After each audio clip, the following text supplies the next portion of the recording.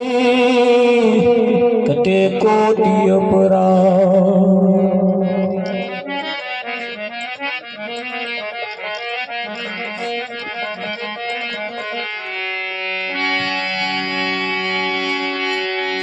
संत समागम ने हरि कथा तुलसी दुर्लभ दो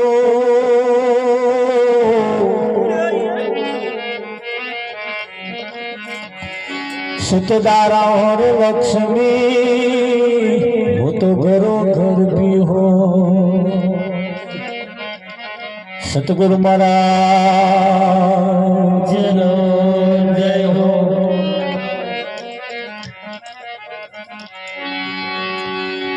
આજનો પાવનકારી પુનિત પ્રસંગ દર વર્ષની જેમ આ વર્ષે પણ અલખધણીના પ્રાંગણની અંદર ગામના તમામ એકબીજાના સાથ અને સહકારથી આજનો આ કાર્યક્રમ આકાર લઈ રહ્યો છે।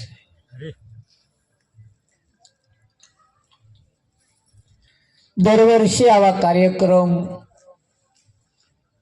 રાખવામાં આવે છે। ગઈ વખત તો 2 હતા, આ વખત તો ત્રીજો આપણે કર્યો વેરાઈ માતાએ નહીં। એના ઉપરથી નક્કી થયું કે ભાઈ ગામમાં થોડો ભજનનો વિકાસ થયો ખરો, એક ફર્યું વધ્યું આપણે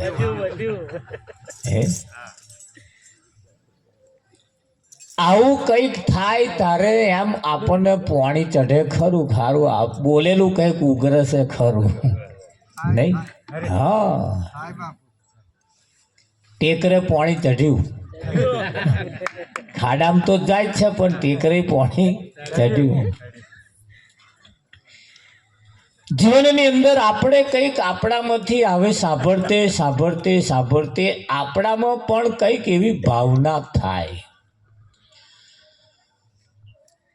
ગયા વર્ષે 100 રૂપિયા આલ્યા હોય તો આ વર્ષે 200 રૂપિયા આપવાની ભાવના થાય ને 200 રૂપિયા જો આપણે આપીએ તો સમજો પોણી ચડ્યું, ભજન આગળ વધ્યું। હે, સંતોનું તો કેવું એમ છે કે ધન એ સત્યના માર્ગે સદમાર્ગે વપરાવું જ જોઈએ। પરિવાર માટે તો વપરાય છે પણ પરમાર્થ માટે જ્યારે વપરાય ત્યારે એવું કહેવાય છે કે પરમાત્મા પ્રાણી તને પૂછશે તે તારા માટે શું કર્યું, તારે આમાં એક નંબર પાછો આપણો આવવો જોઈએ। યથાશક્તિ પ્રમાણે કે જેની જેની સગવડ હોય એ પ્રમાણે, પણ એમ આવું જ્યારે આપણે કરતા રહીએ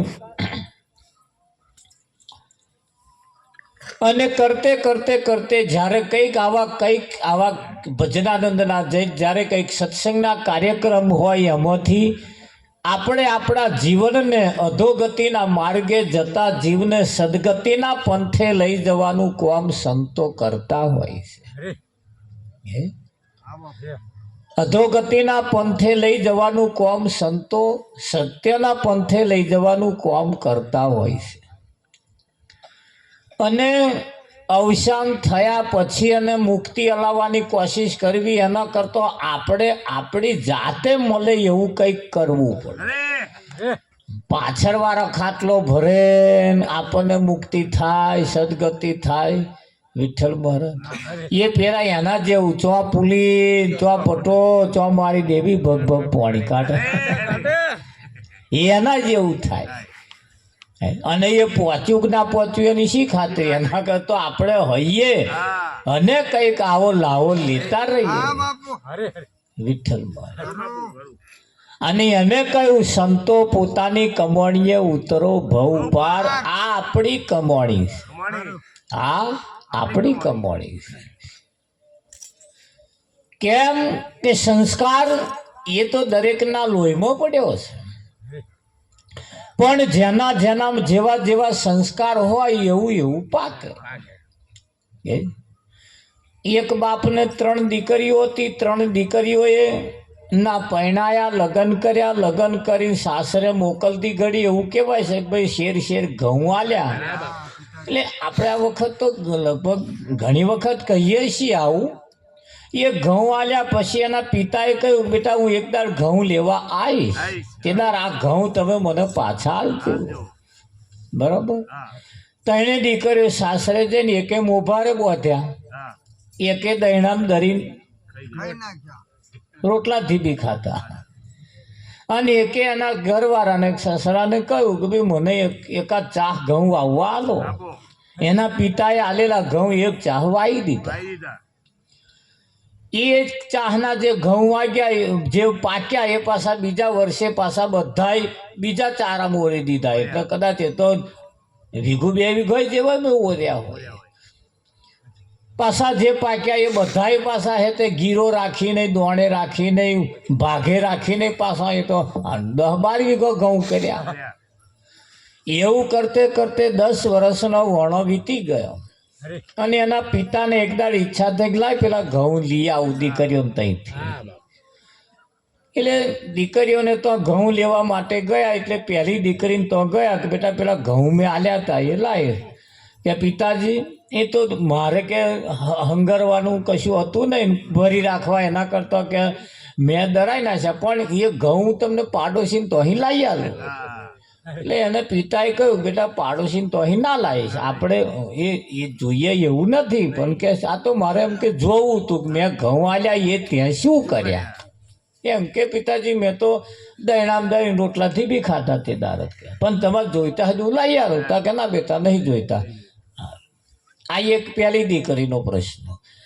બીજાને તો ગયા બેટા પેલા ઘઉં તમે આલ્યા હતા એ તો મારી જ બોધ્યા મોપારે, એ આલ્યા તાને પિતાજી યાદ છે, ઉતાર્યા લે તે હું કોકની તો ઉતારીને તા તો મેં નરે લોટ થઈ ગયેલો, મેં નરે ભોટંગડો પડેલો ને એ રીતે. એટલે પિતાજીએ જોયું એટલે ડચકડી બોલાડી કે બેટા મેં તને સંસ્કાર હારા આલ્યા છે. મેં તને જે આલ્યું છે એ કરિયાવરમાં આલ્યું તું ખરું, પણ એ હશે ત્યાં જે ઉપયોગ કર્યો હોય એ. ત્રીજી દીકરીને ત્યાં ગયા અને તેમ વાત કરી કે બેટા પેલા ઘઉં લેવા હું આવ્યો છું. કે આવો પિતાજી લઈ જાઓ. શું લાયા સાધન? કે બેટા ઠેલી લાયો હો. કે ઠેલી નહીં મળી, ઠેલી નહીં મળી, પણ કે મેં તો બેટા ઠેલી મયરે એટલા જ આલ્યા હતા, પણ કે વાત તમારી એ ઠેલી મયરે એટલા જ છે, પણ આ ઠેલી નહીં મયરે એ જ ઘઉં છે. તારે કે તમારા ગામમાં જેટલા ટ્રેક્ટર હોય બધા ટ્રેક્ટર બોલાવો. એટલે બધો શું કરો કે એ જ ઘઉં છે, એ આ ઠેલી મયરે એવા હવે નહીં કે. તારે એને જોયું તો એને શટર ખોલીને ઊંચું કર્યું, મોટું ગોડાઉન ભરેલા ઘઉં હતા, મોટા ગોડાઉન ભરેલા ઘઉં હતા. જો ઘઉં આલવા એટલે સંસ્કાર આપવા, ઘઉં મતલબ સંસ્કાર આપવા. આ તો ઘઉંનું એક ખાલી પ્રમાણ મૂક્યું, બાકી આપ્યા હતા તો સંસ્કાર. એ સંસ્કાર એ દીકરીએ કેવા વાપર્યા, મોભારે બોધ્યા એને કેવા વાપર્યા, અને દહીણામ દરી નાખ્યા એણે કેવા વાપર્યા, એ એના ઉપરથી આપણે શીખવા જેવું ખરું કે આપણને પિતામાં વારસાગતમાં પેઢીઓમાં સંસ્કાર મળ્યા છે ને, એ સંસ્કાર આપણે શેમાં વાપરીએ છીએ એ અહીં જે વાપરે એના ઉપરથી ખબર પડે. સંસ્કાર તો કોઈને કંઈ વધારે ઓછી આલ્યા છે એવું થોડું છે. અમે અહીંયા આગળ કઈ વચ્ચે વાળાને કહીએ છીએ, પાહવે વાળાને નહીં કહેતા એવું થોડું છે. તને કને વાળાને કહીએ છીએ, છેટા વાળાને નહીં કહેતા એવું થોડું છે. બધાને હરખું જ કહીએ છીએ, પણ એ તો અહીંયા આગળ ભજન ચાલુ થાય તારું કોક પહેલો શરૂઆતનું જ કોક કશું લઈ લે, બીજું બધું ના હું આપણે આખી રાત બે હતો. અને ઘણા ખરા શરૂઆતના છેલ્લે પૂછટિયાનું લે ભગત પેલ થાર હારો બોલ્યા હતા. એટલે કોણ કઈ કેવું પકડે એનું આ રેડીમેડ દુકાન છે. હા રેડીમેડ દુકાન છે, અને રેડીમેડમાં તો તમારે બધા બતાવે પણ તમને આવી રહે એ તમારે લેવાનું, અમે આલ્યા એ નહીં લઈ લેવાનું. શું કેવું તમે? અમે આલ્યા અહીં વાળા તમને આલે એ નહીં લઈ લેવાનું. તમારે કયું લેવાનું? તમને જે આવી રહેતું હોય એ. અને અમે જ્યાં લઈને જાવ ઘેર જઈને આવી રહે પછી તિજોરીઓમાં જ ગાલી રાખવાનું કે એને કરતો રેડીમેડ છે. તમને જે આવી રહેતું હોય તમે લઈ લો તો બી દરરોજ વપરાતું, દરરોજ વપરાતું. કાટ ના ખાય, ના આવી રહી એ લઈને જઈએ પછી કાટ જ ખાય કે હે વિઠ્ઠલ. એટલે સંસ્કાર એ સંતોએ આપણને સંસ્કાર આપ્યા છે અને એ સંસ્કાર આપણે કેવી રીતે વાપરીએ છીએ એના ઉપરથી તમારી કિંમત થાય, એમાંથી તમારી કિંમત થાય. એમ દર વર્ષે આપણે આવા કાર્યક્રમ રાખીએ છીએ. મહાત્માઓ સંસ્કારની વાત કરે, વિવેકની વાત કરે, રહેણીકેણીની વાત કરે, બધી રીતની વાત કરે. હવે એ જે ઘરેણું અહીંથી જે ઘરેણું આપવામાં આવે છે, રહેણું કેણીનું ઘરેણું અહીંથી જે મહાત્માઓ તમને આપે છે એ તમે કઈ પહેરો છો એના ઉપર ખાસ આધાર રાખે. એ કલ્લો પહેરવાનો બેનો માટે પગમાં હોય કે અહીં ના હોય ને અહીં હોય તો અહીં પહેરીને ફરે પછી એને શું કહેવું? એને ખબર પડી ભાઈ અમને પહેરતો આવડતું નહીં. આ પાછા શણગારી એવા છે તમે જો પહેરો તો શોભે એવા છે વિઠ્ઠલ. પણ પગનું ઘરેણું પગમાં શોભે, હાથનું ઘરેણું હાથમાં શોભે, કોનનું ઘરેણું કોને શોભે, નાકનું ઘરેણું નાકમાં શોભે, મોઢાનું ઘરેણું મોઢા. આ બધા ઘરેણો છે. તો પેલા ઘરેણો જે છે સોના ચાંદી ન હોય અને અહીં જે ઘરેણો છે શબ્દનો છે. શેનો છે? શબ્દનો છે. કોઈ ઘરેણું કોઈ શબ્દ કોનનો હોય, કોઈ નાકનો હોય, કોઈ હાથનો હોય, કોઈ પગનો હોય, કોઈ કોનનો હોય, કોઈ નાકનો હોય, કોઈ મોઢાનો હોય, કોઈ આંખનો. આ શબ્દ રૂપી ઘરેણું જે જેવી જેવી જગ્યાએ જોત આવતું હોય તો પહેરે તો એની શોભા વધે, તો એની શોભા વધે.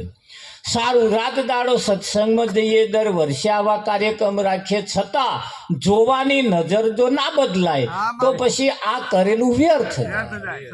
જોવાની આપણી નજર ના બદલાય તો આ કરેલું વ્યર્થ જાય. એટલે આ જોવાનું એ પણ એક ઘરેણું છે, એ પણ એક ઘરેણું છે. કેવું સૂંઘવું એ પણ એક ઘરેણું છે. કેવું સાંભળવું, આ કોનનો ઘરેણો તો પેલો છે. એ આ કોને પહેરવાનો દાગીનાથી શરીર સારું દેખાય, શરીર સારું, પણ તમે હારા ના દેખાવ. તમે હારા ક્યારે દેખાવ કે સારું હોંભરો તો, સારું બોલો તો. હા, આટલા લોબો લોબો હેરિંગો પહેરીને ફરે પણ સારું હોંભરતો ના હોય તો પછી એ હેરિંગો શું કરવાનું? પેલો દાગીનો આટલો મોટો હોય પણ પેલું હોંભરવા જેવું નહીં હોંભરતો એમ શું કરવાનું? એનો કોઈ અર્થ કરો. એટલે સાંભળવું એ પણ એક ઘરેણું છે, જોવું એ પણ એક ઘરેણું છે. તો જોવા જેવું જોવું, ના જોવા જેવું ના જોવું, આ પણ એક ઘરેણું છે. ઘણી વખત ન જોવા જેવું જોવું પડતું હોય છે વિઠ્ઠલ, પણ એ જોઈને પાછું એને પડી મેળવાનું, એને લઈને ઘેર નહીં આવવાનું. હે, ગુરુએ બે શિષ્ય હતા, બે શિષ્યને બોલાયા, કયા ઓલ્યા તારો જાઓ જંગલમાં લાકડો લઈ આવો. તે લાકડો લેવા મોકલ્યા અને બોધ આલેલો એમને કે ભાઈ જો જંગલમાં જાવશો હરો ફરો બધે, પણ ધ્યાન રાખજો કોઈ સ્ત્રીને હાથ લગાડવાનું નહીં. હા, બધે ફરો જાઓ જંગલમાં પણ સ્ત્રીને હાથ નહીં લગાડો.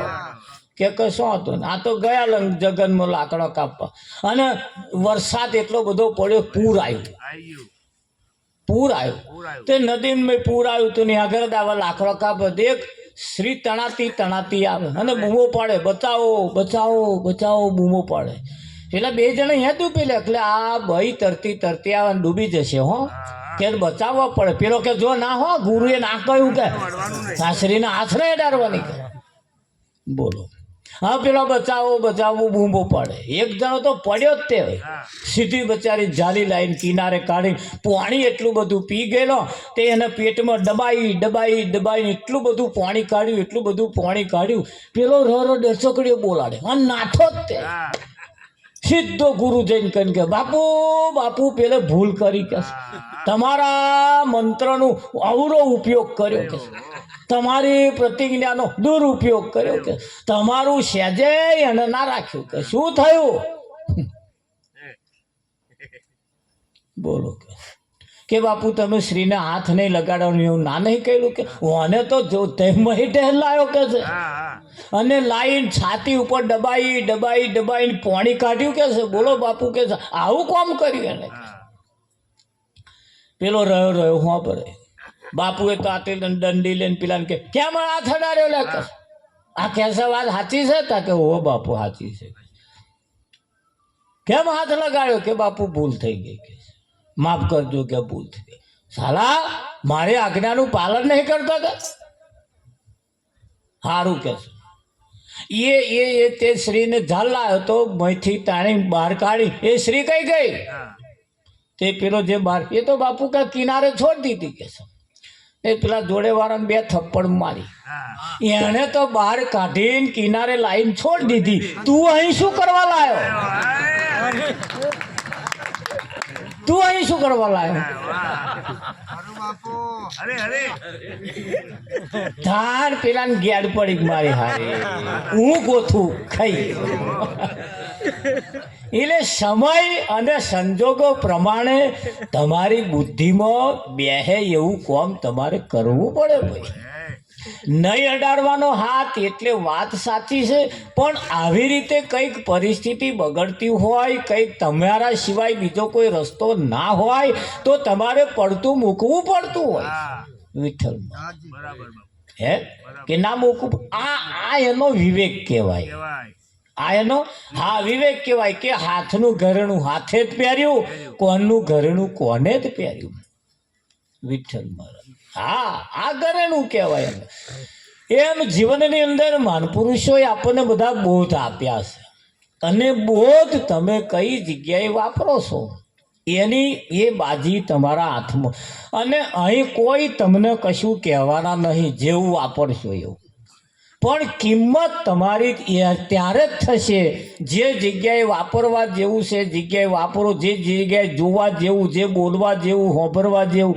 એ બોલશો તો તમારી કિંમત થશે નહીતર તો માણસ કેમ જેને બધા કંઈ માણસ છે એવું થોડું છે નહીં કહેતા કે એ માણસ ખરા પણ માણસની વણીમાં નહીં તારી વણી બોલે ને તો નહીં રહેતા હોય તારે કેમ કે માણસની વણીમાં નહીં એવું એટલે આપણે પાછું વણીમાં રહેવું પડે કે ના રહેવું પડે હા સિદ્ધાંત મુજબ આપણે રહેવું પડે બસમાં તમે બેસો એટલે બસમાં બોર્ડ મારેલું હોય કે ભાઈ શરીરનો કોઈ પણ ભાગ બસની બહાર કાઢવો નહીં એવું લખ્યું હોય છે કે નહીં લખ્યું આ લખ્યું હોય તોય મેં આમ કૂણી ઘાલીને બેસી રહે તો પછી ઠોકાય કશું સાધન તો પછી આમ બસવાળાનો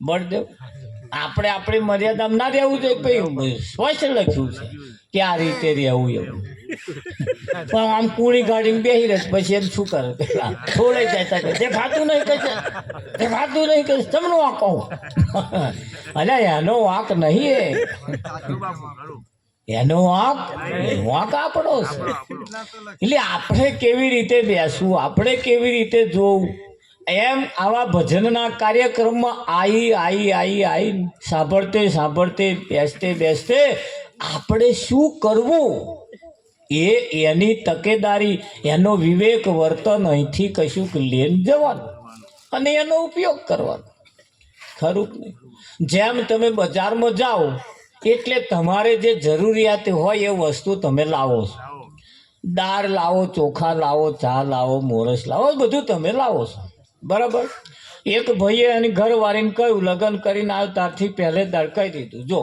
હું બજારમાંથી જે લાવું વસ્તુ ધોઈને તારે બનાવવા ધોયા વગર ઘરમાં મૂકવાય નહીં તે સફરજન લાવે તો એ ધોઈ કાઢે બટાકા લાવે તો એ ધોઈ કાઢે કેરળ આવે તો એ ધોઈ કાઢે અને બજારની વસ્તુનું ભાઈ ઠેકાણું નહીં બરાબર ધૂળવાળા હોય કંઈક ઈધર તીધર વાળું હોય એટલે ધોઈ નાખવા પડે એટલે ધોઈને કરે મહિનામાં એક વખત આ તો મોરસ લાવ્યો તે મોરસ ધોઈ જ નાખી વિઠ્ઠલમાં રાવજી બજારમાં જે લાવે ધોઈ નાખો, તે મોરસ ધોઈ જ નાખે. પછી તો પેલા આયા એટલે જોયું મોરસ ધોઈ નાખી મેં તો. એટલે મોરસ ધોઈ તે હમણે મોરસ ધોઈ ત્યાં હમણે પેલા ધોયા લો. અને ભોન ના પડે આપણને, ભોન ના પડે કે બધું ધોવાનું, પણ આ મોરસ જેવી વસ્તુ હારી ધોઈ ન થાય. પણ આ વાપર્યું ખરું પણ હવર્યા નહીં કે એ શું કહેવા માંગે અને કઈ વસ્તુ ધોવા જેવી છે. આ ધોવાય કે ના ધોવાય એ નહીં જોવાનું. એટલે નહળા કહેલું હોંભરીને આ લઈને ફરતા હોય ને એમને આવું થાય. એટલે તમારે આવું લઈને હોંભરીને લઈને ફરી નહીં કરવાનું. આ તો લઈને ફરી કરે, ફર નહીં કરવાનું. ગુરુએ મંત્ર આલ્યો, પોપટને ભણાયો કે ભાઈ પોપટ અહીંયા આવ્યો. હા, જંગલમાં પારધી લોકો તમને પકડવા માટે આવશે. એટલે એક મંત્ર હું યાદ રાખું, યાદ રાખજે કે બોલો બાપુ. એટલે બાપુએ મંત્ર આલ્યો, જો સાંભળ હું મંત્ર આલું યાદ કરી લે. પહેલો તો હા, તું જંગલમાં બેઠો હોય એટલે પારધી આવે. એટલે પારધી આएगा, દાણા डालेगा, जाल बिछाएगा, लेकिन फसाना मत. लेकिन फसाना વણ તો મોઢે કરી દીધો ભાઈ. અરે અઠવાડિયામાં જ મંત્ર મોઢે કરી દીધો. અને બાપુ પૂછે ચમનું થયું કે બાપુ મોઢે તમે કો બોલી બતાવું, બોલી બતાવે પાસ. હાર ઊંઘી જાકે ને બપોર 12 વાગે ઉઠાડે, બોલ પેલો મંત્ર. ત્યાં પેલો ફટાક લઈને બોલે. ચારે બોલાડે એનું કશું નક્કી નહીં. અડધી રાતે ઉઠાડે, ઉઠ પેલો મંત્ર બોલ. બોલે જ તે, સહેજે લોચો ના પડે. જાર બોલાડે તાર બોલે. બાપુએ તો 6 મહિના સુધી એની પરીક્ષા લીધી. અને એક દાડ બાપુએ કહ્યું શાબાશ બેટા શાબાશ, આજથી તું છૂટો, પણ ધોન રાખજે મંત્ર ભૂલી નહીં જવો. કે ભાઈ કશો હતો ને. બાપુએ છૂટો મેળ દીધો. જંગલમાં ઝાડ ઉપર બેઠો હતો અને યારે પારધી જતો હતો. ત્યાં પેલો મોટે બોલે પારધી આएगा, દાણા डालेगा, जाल बिछाएगा, लेकिन फसाना मत. એવું બોલે. એ પારધી હોપરી ગયો, મારા પોપટ શું બોલે. મોણું ના મોણ કોકે ભણાયો હોય એવું લાગે. લાય તાર તપાસ કરું કે. તે તો પારધી આएगा એટલે પોપટ બોલ્યો પારધી આएगा. એને તો જોરીમાં દોણા કાઢ્યા અને નાખ્યા આમ કરી કે દાણા डालेगा. દાણા ડાલે ને પછી હતે ઉપર જાર નાખી કે જાલ બિછાएगा. તે ખાવા આવ્યો. તે પારધીને જારી એવી ભાઈ ફસાઈ ગયો. પછી તો પારધીએ ધીરે ધીરે ખેંચવા માંડ્યો. તોય બોલે પારધી આएगा, દાણા डालेगा, जाल बिछाएगा, लेकिन फसाना मत. ધીરે ધીરે જાર ખેંચીને પોપટ મેં ભરાઈ ગયો. પારધીએ પોપટ ઝાલી લીધો. ઝાલ્યો તોય બોલ કરે. પારધી આएगा, દાણા डालेगा, जाल बिछाएगा, लेकिन फसा. કે તને આ મંત્ર ભાઈ કોને આલ્યો? કે મારા ગુરુએ આલ્યો છે. તો ભૂલ પડી ગયા છે? કારણ કે નાના બરોબર છે. એ ગુરુને તો લઈ ગયો પારધી. હું આમ તમે ભણાયો? તા કે ચમ એને પૂછો કે. એટલે કે આ પારધીના હાથમાં તો અહીં આવ્યો કે. તા કે બાપુ તમારો મંત્ર હું નહીં ભૂલ્યો કે. એટલે આ પારધીન દારમાં ફસાઈને તો અહીં આવ્યો. તે મેં તને મંત્ર બોલવા આલ્યો હતો. તું ના ફસાવ એના માટે આલ્યો હતો. હવે અહીંયા આવ્યા પછી ફસાઈ જઈએ આપણે. ત્યાં એ મંત્ર ગુરુના જ્ઞાનને કરવાનું શું ભાઈ? ગુરુના જ્ઞાનને શું કરવાનું? હા, એટલે કહેવું પડે હે મારા વાલા થોરીએ બાથોડીઓ ના મારસો.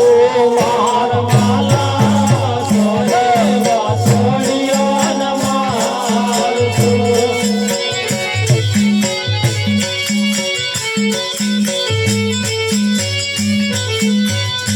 મારા વાલા થોરીએ બાથોડીઓ ના મારસો.